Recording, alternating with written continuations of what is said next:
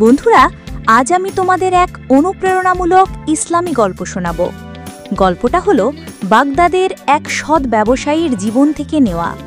হ্যাঁ, এই গল্পে আমরা দেখব কিভাবে একজন সাধারণ মানুষ সততা আর আল্লাহর উপর ভরসা রেখে পরীক্ষায় সফল হলো। বাগদাদের এক বাজারে ছিল আলী নামের এক কাপড় ব্যবসায়ী। গরিব ঘরে জন্ম, কিন্তু সত্যবাদিতা আর নম্রতার কারণে বাজারে সবাই তাকে শ্রদ্ধা করত। সে বলতো, আমি হালাল রুজি কামাই করি, মিথ্যার প্রতারণার মধ্যে বরকত নেই। একদিন এক ধনী ব্যবসায়ী এসে বলল, তুমি চাইলে দোকানটা বিক্রি করে ধনী হয়ে যেতে পারো। না ভাই, আমি দোকান বিক্রি করব না। এটা শুধু ব্যবসার জায়গা নয়, এটা আমার সততার প্রতীক।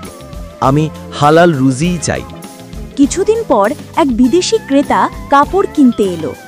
কাপড়ের ভেতরে ছোট একটি ত্রুটি ছিল, কিন্তু সেটা চোখে ধরা যাচ্ছিল না।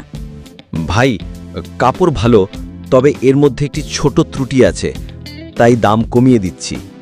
ক্রেতা অবাক হয়ে বলল, তুমি চাইলে আমাকে ঠকাতে পারতে, কিন্তু কেন বললে? আমি মানুষকে ঠকালে সাময়িক লাভ হবে, কিন্তু আল্লাহকে ঠকালে পুরো জীবন হারাবো। তাই আমি প্রতারণা করব না। এক রাতে দোকান বন্ধ করে ফেরার পথে এক গরিব ভিক্ষুক আলীর কাছে এসে কাঁদতে কাঁদতে বলল, আমার ঘরে খাবার নেই, দয়া করে সাহায্য করো। সেই দিনের পুরো আয় ভিক্ষুককে দিয়ে দিল।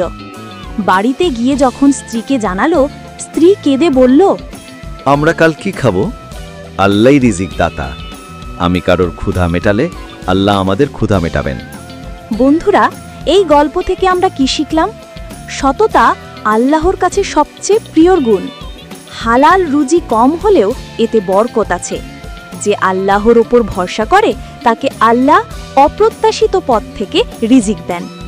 হ্যাঁ, আলী চাইলে প্রতারণা করে ধনী হতে পারত, কিন্তু সে আল্লাহকে ভয় করে সততাই বেছে নিয়েছিল। আর শেষে আল্লাহ তাকে দুনিয়া ও আখিরাতে সম্মান দিলেন।